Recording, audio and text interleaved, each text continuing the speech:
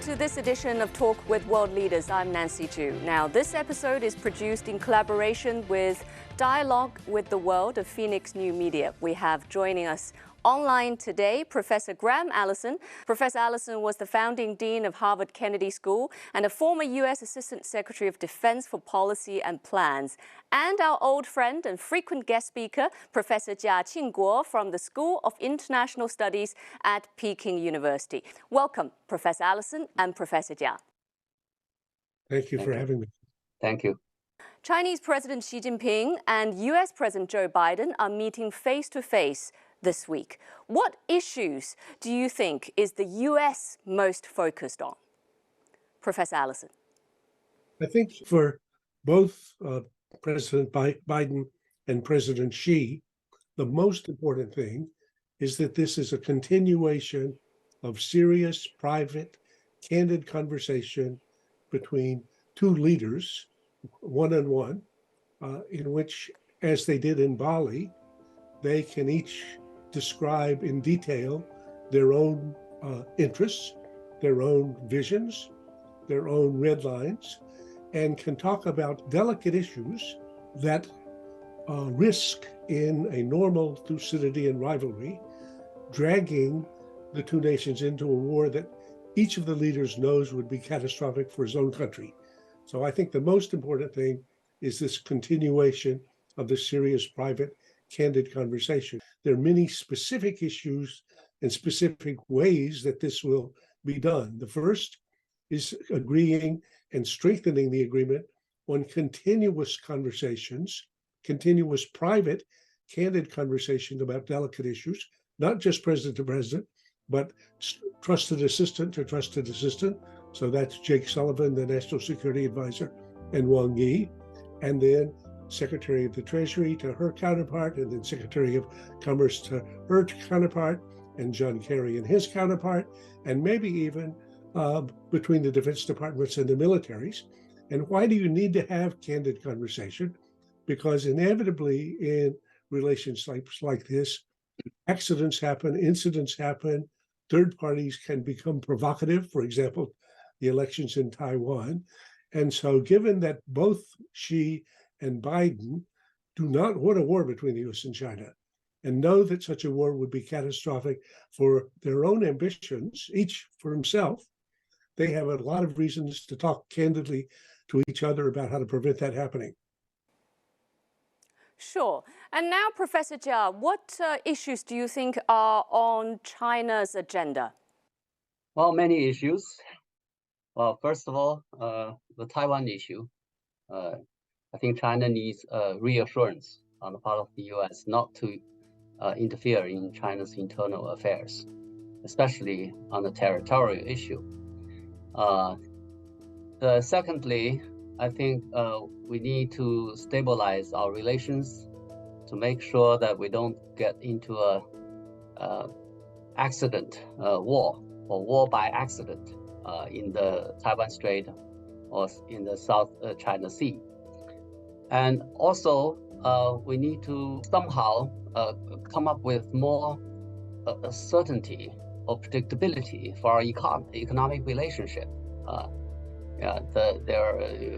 We have been talking about decoupling or de-risking, and people, securitize everything. So there is a lot of uncertainty for business people to do business between the two countries. It's time to reassure them that we have certain policies and certain approaches to our economy and high-tech import and export. And of course, there are many other issues the two leaders are going to talk about: the Russia-Ukraine war, the Israeli-Palestinian conflict, and many other world issues and climate change. So they are going to have a full agenda. Well, Professor Zhao, we've seen the U.S. has toughened its restrictions on China's high-tech industry, especially the semiconductor sector, throughout the year. I mean, do you think that is going to be one of the topics that China is focusing on during the meeting? Definitely. This is one issue that the two countries need to talk about. It's understandable for every country to secret for their most advanced technologies, but it's unreasonable and also probably counterproductive if you put too much restrictions on too many technological exports. Because if your company wants to stay ahead, you want to sell your products, you want the market, you want to sell your products, you want to have the recuperate your investment and also accumulate enough capital to make investment for the next generation of technologies so as to stay ahead. So if you put too much restrictions on tech export, you basically not only hurt the other country, but also hurt yourself. So even for the US, some kind of a limit has to be drawn in order to protect its own high tech. And at the same time, both China and the US need to agree as to how they handle the tech exports toward each other. Thank you. Now, Professor Jia, Professor Allison, you both talked about what will be discussed during the meeting, but what results are expected to be achieved? Would you please share your views? Perhaps Professor Allison could start. Well, the first thing, as I said, is the fact that they are resuming their private, candid conversations. That occurred last November in Bali. Both the Chinese and the American side thought that was an excellent conversation and that got off on the wrong track, on the right track. There was a plan that was being rolled out for much more for reestablishing the working groups in order to find concrete solutions to specific problems that began with Janet Yellen, the Secretary of the Treasury, and Liu He on the sidelines of Davos. And then all that got sidelined by the balloon episode that took us off track for about 6 months. So the two parties have been working back to get back to that. They now have 8 working groups that they are proposing to unleash, some for the Treasury, some for commerce, to deal with the issues that Professor Jiao just mentioned, some for agriculture, some for climate, and then maybe even some for military to military. So in those, each one of those, people can talk about concrete problems. What are the differences? Where do we disagree? Where do we agree? How can we get over misunderstandings? And I think that I'm quite hopeful that, as in the past, if the two leaders have signaled that they clearly understand that many areas in which we should be cooperating, that these groups can come to some proposals so that in many areas we'll find ourselves clearer about where the cooperation is, and where there are serious differences, we'll at least be clear where those are and where there'll be sharp differences. Sure. And Professor Jia, are you hopeful that we're going to achieve substantive results from these meetings? Definitely, we are going to achieve some substantive results during this meeting, but we should not raise our expectation too high because the relationship has just come through some very difficult times. And there's a lot of suspicion and even hostility on the part of some parts of the population.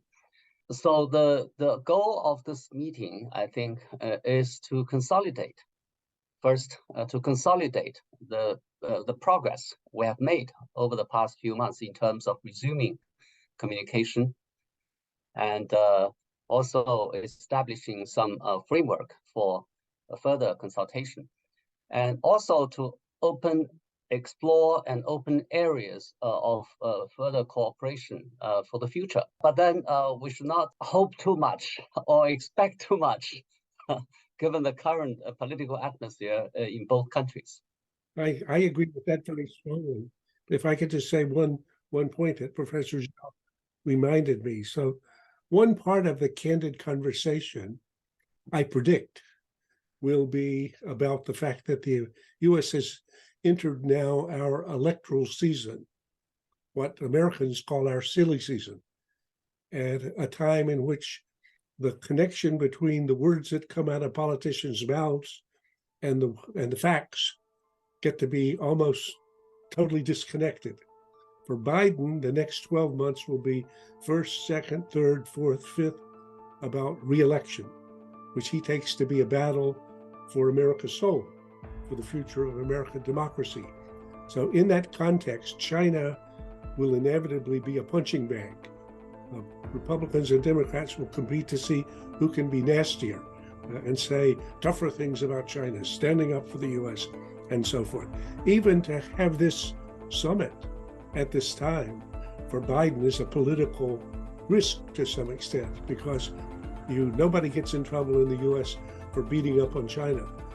But I think President Biden understands, because of the importance of the relationship, serious people have to do serious business despite that. 毫无疑问，在今年的 APEC 会议期间，中美两个大国在旧金山的互动牵动着全世界舆论的目光。此次中美领导人会晤被视为当前国际关系中最重要的外交事件之一。在拜登政府任期内，中美两国领导人第二次面对面会晤前夕，两国高层互动频繁。11月8日，中国国务院副总理、中美经贸中方牵头人何立峰启程前往旧金山，对美国进行访问，并与美国财长耶伦举行2天会谈。这是中美两国经济领域高级官员在4个多月里的第2次会谈。除此之外，中美之间近期也在气候变化、海洋事务、外交政策乃至军控领域展开一系列工作磋商。Now, prior to this APEC meeting, with the recent increase of exchanges between high-level officials between the two countries, would you say substantive progress has been made in the economic and trade relations between the two countries? Well, I think the re-engagement between the senior officials of the two countries, especially in the economic area, is a substantive step toward substantive and pragmatic management of economic relations of the two countries. There are many issues that they need to sit down and talk to each other instead of imagining things. So both sides need to clarify what the policy steps they have been taken and why they do so, and what are limits and those kind of things. For example, the U.S. kept adding Chinese companies as so-called entity onto the entity list. And also, China has taken steps to do certain kind of things in response. So they need to clarify their steps, their policies. And also, the U.S. is talking about de-risking, what it means. It's not decoupling, it's de-risking. What's the difference between decoupling and de-risking, and where's the limit of the risk and that sort of thing? So there are a lot of things that they need to talk about. And specifically, they also need to talk about the tariffs imposed by Donald Trump. So they have a lot to talk about. We have a good beginning that they can talk to each other on a regular basis. And over time, I think some of the issues at least would be resolved. Many Chinese scholars believe, although on the surface we have seen Sino-US interactions seem to have resumed in many areas, but the US's attitude towards China and its intention to contain China in certain aspects hasn't fundamentally changed. What is your view? So my view is that the U.S. and China are destined to be the fiercest rivals in all times, that this is the classic Thucydidean rivalry. The U.S. believes, President Biden believes, that the U.S. is number one, that the U.S. has been the leading country in the world shaping the international order since World War II, that this has been a good international order for everybody, for the U.S., but also for China and others, in which we've had 78 years without a great power war. That's historically unprecedented. We've had greater increases in people's health and income and well-being than in any similar 78 years in recorded history. So the U.S. believes that it shaped an international order and led in shaping an international order that's good, and it means to sustain it. That's on the one hand. On the other hand, Xi Jinping believes, as he says very clearly, his grand narrative is China is inexorably rising. He believes in what he calls the great rejuvenation of the great Chinese people. He thinks China's time has come.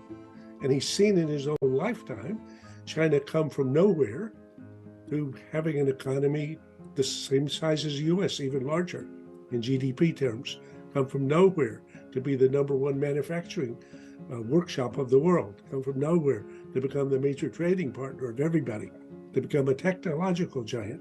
So I think it's in the cards that the rivalry between these two parties will be fierce and complicated. And I think the most important thing is that it remain peaceful.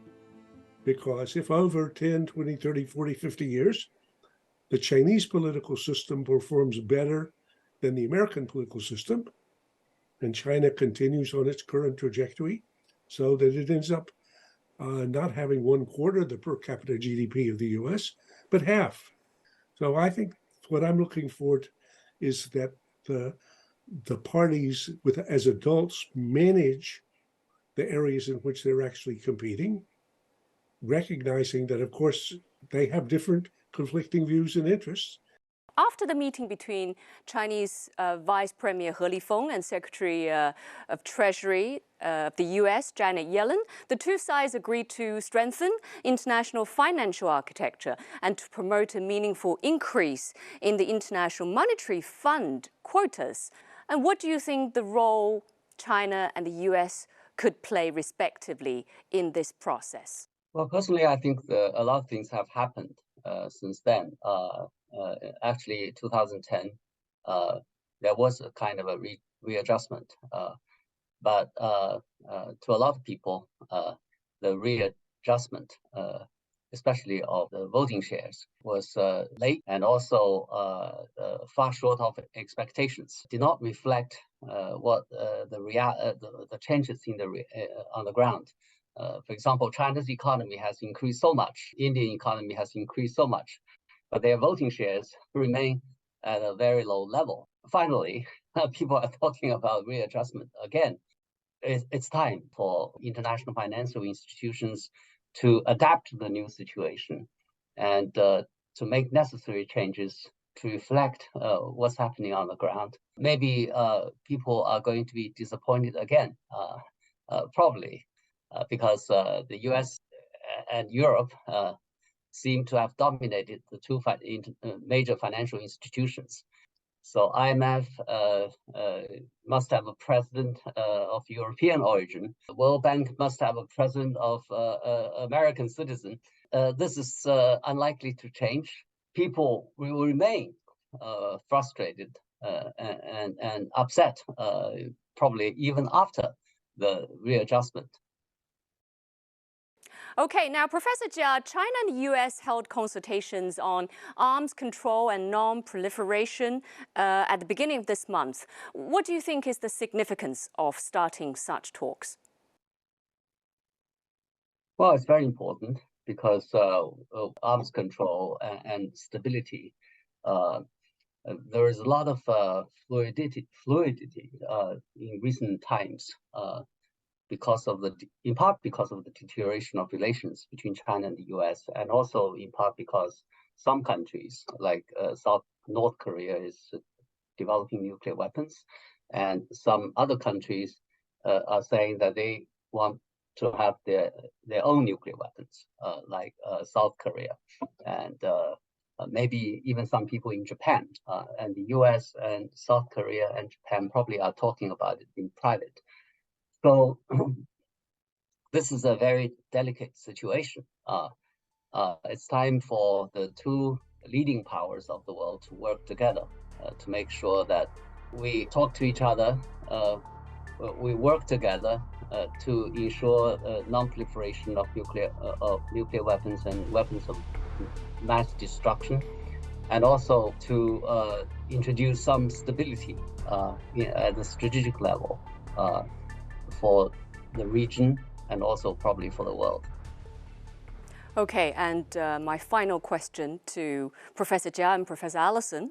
As Singapore's late leader Lee Kuan Yew observed, the size of China's displacement of the world balance is such that the world must find a new balance. It is not possible to pretend this is just another big player. This is the biggest player in the history of the world. Now, looking at the statement today, what are your renewed thoughts and feelings? Professor Allison, if you would please start. Well, I remember talking to Lee Kuan Yew about this, and this actually is quoted in a little book that I wrote, basically in which we presented him the questions and he offered his answers. I think this was a profound insight. He was a great strategic thinker, and he saw things clearly. And he said, it'll be very uncomfortable for Americans to adjust to the world in which there's a China that's bigger and stronger on its current trajectory than the U.S. is. But he also said, he said, and it won't be possible to pretend this is just another player, just as you said. This is going to be the biggest player in the history of the world. So it's going to cause a displacement in the world balance that's going to require major adjustments. But he also said, more optimistically, he thought that the Pacific was big enough for the U.S. and China to share the Pacific in the 21st century. Thank you, Professor Allison. And Professor Jia, your concluding remarks and your thoughts, please. Well, I also admire Mr. Lee Kuan Yew. He was a really great strategic thinker. I think China-U.S. relations is at a transitional phase. It's very unstable, and it's confronted with a lot of uncertainties. And the U.S. needs to adapt to the rise of China, and China needs to learn how to perform and tell its own story from its changed position. China needs to adapt to the changes itself. In other words, in the past, it was a weak country, backward country, and now it's no longer weak and no longer that backward. So as President Xi Jinping said, it's time for us to deal with the world from in a horizontal way, rather than looking up to the outside. It takes a lot for China to adjust to this change because it happens so fast in the past decades. So both countries need to adapt to make efforts to make sure that this period of adjustment we can go through this period of adjustment in a peaceful and also mutually beneficial way. Okay, well, thank you very much, Professor Allison and Professor Jia. Thank you.